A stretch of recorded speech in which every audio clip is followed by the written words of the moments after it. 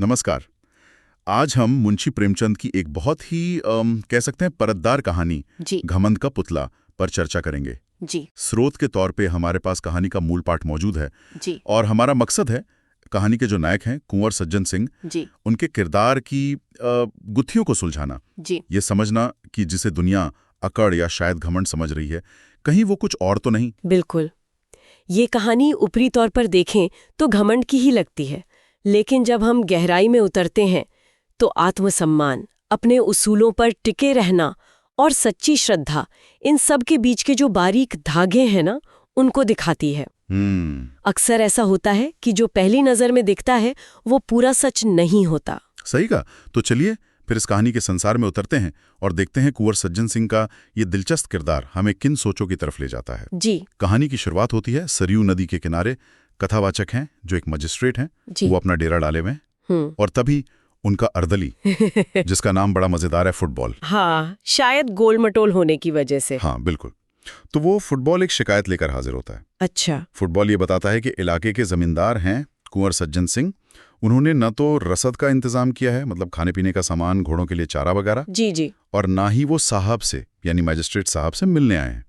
Football उन्हें सीधे सीधे बड़ा ढीठ आदमी कह देता है। हाँ, और यहाँ रुककर ये समझना जरूरी है कि उस जमाने में अफसरों को, खासकर मैजिस्ट्रेट जैसे बड़े ओहदे वालों को, जमींदारों से उम्मीदें कैसी होती थीं। जी बिल्कुल। आओ भगत, जी हुजूरी, हाँ, चापलूसी। ये सब बहुत आम बात थी। कथावाचक खुद भी मानते हैं कि जमींदार अक्सर इतनी ज्यादा खातिरदारी करते थे कि उसमें मेहमान नवाजी कम और अपना मतलब साधने की कोशिश ज्यादा झलकती थी। तो ऐसे में सज्जन सिंह का ये रवैया कि ना कोई सामान भेजा, ना सलाम करने पहुंचे, ये मजिस्ट्रेट साहब के लिए वाकई चौंकाने वाला था। बिल्कुल। पहली छाप तो यही बनती है कि भाई ये आदमी बड़ा मगरूर है, किसी नियम कानून या अधिकारी की परवाह ही नहीं करता। सही है। लेकिन एक बात अच्छी है कि कथावाचक सिर्फ सुनी सुनाई बात पर यकीन नहीं करते। वो अर्दली, फुटबॉल की शिकायत पर तुरंत कोई सख्त कदम नहीं उठाते। हाँ, वो सोचते हैं कि भाई मुफ्तखोर चपरासियों की कहने पर एक इज्जतदार आदमी को जलील करना ठीक नहीं। इसमें उनकी समझदारी दिखती है। सही। हाँ। पर बात इतनी सीधी भी नहीं रहती। मजिस्ट्रेट साहब हफ्ते भर वहां रुकते हैं, फिर भी सज्जन सिंह की तरफ से कोई पहल नहीं होती। अच्छा। हफ्ता भर। हाँ, अब तो मामला सिर्फ ढिठाई का नहीं लगता, अब कथावाचक की जिज्ञासा बढ़ जाती है। आखिर कौन है ये शख्स जो इतने बड़े अफसर को जरा भी भाव नहीं दे रहा, जबकि बाकी जमींदार तो जैसे बिछे जा रहे हैं? क्या ये सिर्फ अकड़ है या इसके पीछे कोई और वजह है? ये सवाल उठता है। बिल्कुल। आखिरकार हफ्ता भर इंतजार करने के बाद कथावाचक खुद ही पहल करते हैं। एक सुबह वो सज्जन सिंह की गढ़ी यानी उनके किले जैसे घर की तरफ चल पड़ते हैं। सुबह का नजारा बड़ा खूबसूरत बताया है प्रेमचंद ने। सरयू नदी की लहरें, उगता सूरज। हाँ, वो गढ़ी के दीवान खाने में पहुंचते हैं। कमरा बड़ा है, सादा है और सामने मसनद पर एक लंबे चौड़े रोबदार व्यक्ति बैठे हैं, सिर मुंडा हुआ, गले में रुद्राक्ष की माला, ऊंचा माथा, लाल आंखें। अच्छा। कथावाचक के शब्दों में पुरुषोचित अभिमान की इससे अच्छी तस्वीर नहीं हो सकती थी। ये थे कुंवर सज्जन सिंह। और मिलते ही सज्जन सिंह का व्यवहार देखिए कैसा है। वो तुरंत मसनद से उठते हैं, बड़े आदर और गरिमा से मजिस्ट्रेट साहब का स्वागत करते हैं, जी। खैरियत पूछते हैं, आने का शुक्रिया करते हैं, इत्रपान से तवाज़ो करते हैं, मतलब आवभगत पूरी करते हैं। लेकिन इस सब में जरा भी चापलूसी या दबने का भाव नहीं है। हाँ, ये महत्वपूर्ण है। बिल्कुल। ऐसा लगता है जैसे एक सम्मानित मेजबान अपने सम्मानित मेहमान का सत्कार कर रहा हो, बराबरी के स्तर पर। फिर वो कथावाचक को अपनी पुरानी कुछ टूटी फूटी सी घड़ी दिखाते हैं और बड़े नाज से बताते हैं कि भाई कभी इसी घड़ी ने आसफुद्दौला जैसे नवाब को भी टक्कर दी होगी। अच्छा। वो अपने पुरखों की बहादुरी और अपने खानदान के रुतबे का जिक्र जिस यकीन के साथ करते हैं, उससे लगता है कि ये सिर्फ किताबी बातें नहीं बल्कि उनके वजूद का हिस्सा हैं। यहीं पर कथावाचक का नजरिया बदलना शुरू होता है ना? हाँ बिल्कुल। वो सज्जन सिंह की बातों से, उनके व्यक्तित्व से, उनकी समझदारी और दूर की सोचने की क्षमता से बहुत प्रभावित होते हैं।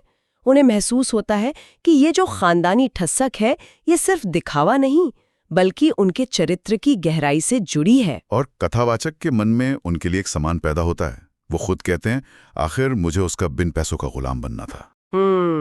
यानी वो जो अर्दली फुटबॉल ने छवि बनाई थी, पहली मुलाकात में वो काफी हद तक बदल गई, लेकिन शायद पूरी तरह नहीं बदली।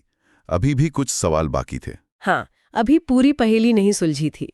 और कहानी का रुख तब बदलता है जब प्रकृति अपना रौद्र रूप दिखाती है। जी, वो बाढ़ वाला प्रसंग। हाँ, बरसात में सरयू नदी में भयानक बाढ़ आ जाती है। हजारों गांव पानी में डूब जाते हैं। घर, मवेशी, फसलें, यहाँ तक कि इंसान भी बह जाते हैं। हालत बहुत खराब हो जाती है। खेतों में कश्तियां चलने लगती हैं। और शहरों में खबरें पहुंचती हैं, मदद के प्रस्ताव पास होते हैं, हमदर्दी जताई जाती है, टाउन हॉल में बड़ी बड़ी बातें होती हैं। लेकिन जमीनी हकीकत पर शायद ही कोई असर होता है, जैसा अक्सर होता है। सही। खैर, जब सरकार तक बात पहुंचती है तो नुकसान का अंदाजा लगाने और मुआवजे की सिफारिश करने के लिए एक जांच कमीशन बनता है और शिवरामपुर के महाराजा को इसका अध्यक्ष बनाया जाता है। अब देखिए यहाँ क्या होता है।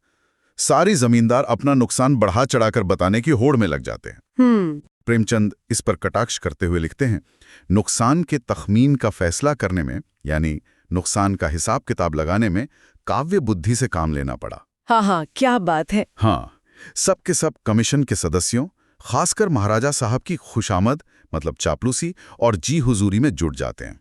सुबह से शाम तक दरबार लगा रहता है। ये उस समय के समाज और सरकारी कामकाज के तरीके पर एक तीखा व्यंग है, जहां दलील और सबूत की जगह चापलूसी और बातें बनाने से काम चल रहा है। बिल्कुल, लेकिन इस पूरी भीड़ में एक आदमी बिल्कुल अलग खड़ा है, कुंवर सज्जन सिंह। हाँ, उनके गांव नदी के बिल्कुल किनारे थे और सबसे ज्यादा बर्बाद हुए थे।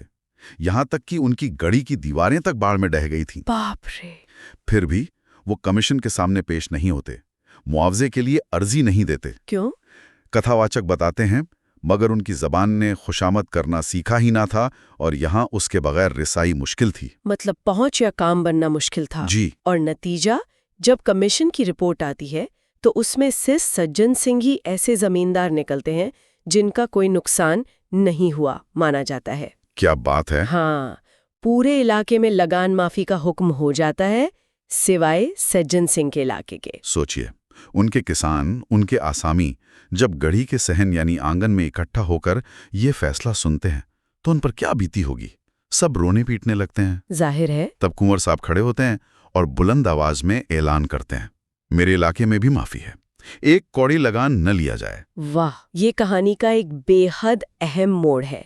यहाँ सज्जन सिंह का सिर्फ स्वाभिमान नहीं दिखता, बल्कि अपनी प्रजा के प्रति उनकी गहरी जिम्मेदारी दिखती है। बिल्कुल। वो सरकारी मदद के लिए झुके नहीं, और जब मदद नहीं मिली तो नुकसान खुद झेलकर भी किसानों का बोझ हल्का कर दिया। ये सिर्फ अकड़ नहीं, ये अपने उसूल पर कायम रहने की मिसाल है। और कथावाचक जब ये सुनते हैं तो उनकी आंखों में आंसू आ जाते हैं। वो सोचते हैं, बेशक ये वो आदमी है जो हुकूमत और अख्तियार के तूफान में जड़ से उखड़ जाए मगर झुकेगा नहीं। यहाँ कथावाचक का नजरिया और साफ होता है। ये घमंड नहीं, ये तो सिद्धांतों के लिए सब कुछ दांव पर लगा देने वाला जज्बा है। सही कहा। लेकिन मामला यही नहीं रुकता। एक और घटना है जो सज्जन सिंह के चरित्र पर और रोशनी डालती है और उन्हें और भी जटिल साबित करती है। हाँ, वो कवि वाला प्रसंग। जी हाँ, अयोध्या में एक बहुत बड़ा जलसा यानी समारोह हो रहा है। वजह, देश के मशहूर कवि हैं शंकर। वो यूरोप और अमेरिका में अपनी शायरी का लोहा मनवाकर खूब नाम कमाकर वापस लौटे हैं। अच्छा। पूरा देश गर्व महसूस कर रहा है। भाई, शंकर ने विदेशों में भारत का मान बढ़ाया है। उनके सम्मान में अयोध्या में देश भर के नामी गिरामी लोग जुटे हैं।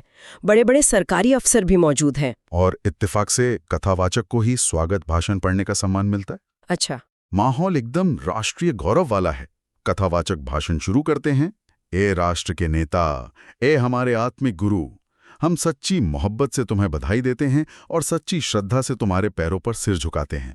और ठीक इसी पल जब ये श्रद्धा भरे शब्द कहे जा रहे हैं, कथावाचक की नजर उठती है और वो देखते हैं कि तालुकेदारों यानी बड़े जमींदारों की कतार से एक जाना पहचाना लंबा तगड़ा आदमी उठकर बाहर जा रहा है। और ये कोई और नहीं, कुंवर सज्जन सिंह है। हाँ, जाहिर है ये बात सबको बहुत अजीब और अशिष्ट लगती है। भरी सभा में ऐसा करना, हजारों आंखें हैरत से उन्हें देखती हैं। जलसा खत्म होते ही कथावाचक सीधा सज्जन सिंह के पास पहुंचते हैं और पूछते हैं कि भाई ये क्या हरकत थी। सज्जन सिंह का जवाब बहुत सोचने वाला है। वो बड़ी संजीदगी से कहते हैं, मैं शंकर की कविता का प्रेमी हूँ, शंकर की इज्जत करता हूँ, शंकर पर गर्व करता हूँ। यहाँ तक तो ठीक है, मगर उसके साथ ही उन्हें अपना आध्यात्मिक गुरु मानने या उनके चरणों में सिर झुकाने के लिए तैयार नहीं हूँ। यह सुनकर तो कथावाचक हैरान रह जाते हैं। उन्हें लगता है कि ये आदमी कमाल का है, कविता की कदर करता है, देश का नाम रोशन करने वाले का सम्मान करता है, लेकिन उसे गुरु मानकर पूजने को तैयार नहीं। ये तो हद है। कथावाचक के मन में फिर वही बात घर कर जाती है, यह आदमी नहीं, घमंड का पुतला है। देखें ये सिर कभी झुकता है या नहीं। हाँ, ये घटना सज्जन सिंह के चरित्र की एक और परत खोलती है। वो कला, प्रतिभा, राष्ट्रीय गौरव, इन सब का सम्मान करते हैं, लेकिन किसी इंसान की अंधभक्ति या उसे भगवान बना देने के सख्त खिलाफ है। बिल्कुल। वो कवि शंकर को महान मानते हैं, पर आत्मिक गुरु का दर्जा देने को तैयार नहीं। उनका स्वाभिमान, उनका विवेक उन्हें ऐसा करने से रोकता है। ये वो बारीक फर्क है जिसे कथावाचक उस वक्त पकड़ नहीं पाते और इसे सिर्फ घमंड मान लेते हैं। सही कहा। और अब हम पहुंचते हैं कहानी के उस हिस्से पर जो दिल को छू लेता है और सारी गुत्थियां सुलझा देता है। जी, वो अंतिम दृश्य। फागुन का महीना है, पूर्णमासी की रात, चांदनी छिटकी हुई है। कथावाचक अपना दौरा खत्म करके लौट रहे हैं और रास्ते में सज्जन सिंह से मिलने उनकी घड़ी जाते हैं, जहां अब उनका आना जाना काफी बेतकल्लुफी वाला हो गया है। शाम के वक्त वो सज्जन सिंह के साथ नदी किनारे टहल रहे हैं। माहौल शांत और खूबसूरत है। तभी उन्हें नदी के ऊंचे किनारे पर एक पेड़ के नीचे कुछ रोशनी नजर आती है। अच्छा। वो करीब जाते हैं, देखते हैं कि एक बड़े बरगद के पेड़ के नीचे घनी छांव में धूनी जल रही है और उसके पास एक तेजस्वी साधु लेटे हुए हैं, जिनका चेहरा आग की रोशनी में दमक रहा है। और उन साधु के पैरों के पास एक दूसरा आदमी बैठा है, जिसकी पीठ कथावाचक की तरफ है। जी। वो आदमी साधु के चरणों पर अपना सिर रखे हुए है, पैरों को चूम रहा है, आंखों से लगा रहा है। साधु अपने दोनों हाथ उसके सिर पर रखे हैं, जैसे आशीर्वाद दे रहे हो। उस आदमी के हाव भाव में पूरी श्रद्धा, पूरा समर्पण झलक रहा है। तभी वो झुका हुआ सिर उठता है और कथावाचक की नजर उसके चेहरे पे पड़ती है। वो चौंक जाते हैं, जैसे उन्हें बिजली का झटका लगा हो। ये कौन है? ये कुंवर सज्जन सिंह है। हाँ, वही कुंवर सज्जन सिंह। वो सिर जो एक आला अफसर यानी मजिस्ट्रेट के सामने नहीं झुका, जो एक ताकतवर और अमीर महाराजा यानी कमीशन अध्यक्ष के सामने नहीं झुका, जो एक विश्व प्रसिद्ध कवि और दार्शनिक यानी शंकर के सामने नहीं झुका, वही सिर इस वक्त एक साधारण त्यागी साधु के कदमों पर श्रद्धा से झुका हुआ है। कथावाचक सन्न रह जाते हैं। वो देखते हैं कि जिसे वो घमंड समझ रहे थे, वो वैराग्य यानी दुनिया से मोह त्याग देने की भावना के सामने नतमस्तक है। कथावाचक के मन में भी भक्ति उमड़ पड़ती है। उनकी आंखों के सामने से जैसे पर्दा हट जाता है। उन्हें पहली बार सज्जन सिंह की आत्मा की ऊंचाई का एहसास होता है। तब उन्हें समझ आता है। हाँ, तब उन्हें समझ आता है कि सज्जन सिंह का तथाकथित घमंड दरअसल दुनियावी चीजों, सत्ता, पद, पैसा, शोहरत के सामने झुकने से इनकार था। जी। कि योग्य है। बिल्कुल। कथावाचक दौड़कर सज्जन सिंह से लिपट जाते हैं और कहते हैं, मेरे दोस्त, मैं आज तक तुम्हारी आत्मा के बड़प्पन से बिल्कुल अनजान था। आज तुमने मेरे दिल पर यह बात लिख दी कि दौलत और ताकत, हुनर और शोहरत, ये सब मामूली चीजें हैं। असली महानता तो त्याग और ईश्वर प्रेम में है, जिसके दरवाजे पर बड़े बड़े बादशाहों के सिर भी झुक जाते हैं। तो इस कहानी ने हमें दिखाया कि पहली नजर का घमंड असल में कुंवर सज्जन सिंह के उसूलों पर टिके रहने का, अपने स्वाभिमान को बनाए रखने का और सच्ची योग्यता को पहचानने का तरीका था। हाँ। उनका सिर दुनियावी ताकत के आगे नहीं, बल्कि आत्मिक शक्ति और सच्चे त्याग के आगे झुका। उन्होंने ये फर्क करना सीख लिया था कि कहाँ तनकर खड़ा होना है और कहाँ सिर झुकाना है। ये अंधा घमंड नहीं था। नहीं, बिल्कुल नहीं। ये विवेकपूर्ण आत्मसम्मान था। हाँ, और अंत में सज्जन सिंह खुद कथावाचक से जो कहते हैं वो भी गौर करने लायक है। आज आपने मुझे सच्चे गर्व का रूप दिखा दिया। विश्वास मानिए, मुझे इस वक्त ऐसा मालूम होता है कि गर्व में भी आत्मिकता को पाया जा सकता है। आज मेरे सिर में गर्व का जो नशा है वो कभी नहीं था। ये एक बहुत गहरा सवाल उठाता है ना? क्या सच्चा गर्व, जो बाहरी दिखावे पर नहीं बल्कि अपने सिद्धांतों और अपनी आत्मा की आवाज पर टिका हो, क्या वो अपने आप में एक आध्यात्मिक गुण हो सकता है? क्या ये झूठी विनम्रता या चापलूसी से कहीं बेहतर नहीं? क्या ये सच्ची प्रार्थना जैसा हो सकता है, जैसा सज्जन सिंह महसूस कर रहे थे? प्रेमचंद हमें इसी मोड़ पर छोड़ देते हैं, ये सोचने के लिए कि हम असल में किसका सम्मान करते हैं। क्या हम बाहरी चमक दमक, पद, पैसे और शोहरत से प्रभावित होते हैं, या हम किसी व्यक्ति के भीतरी गुणों, उसके सिद्धांतों पर टिके रहने की हिम्मत, उसकी सच्ची आध्यात्मिकता और उसके विवेकपूर्ण स्वाभिमान को पहचान पाते हैं? शायद कुंवर सज्जन सिंह का घमंड सिर्फ घमंड नहीं था, बल्कि सच्चा आत्मसम्मान और सही गलत की गहरी परख थी। बिल्कुल। इसी विचार के साथ हम आज की ये बातचीत यहीं समाप्त करते हैं।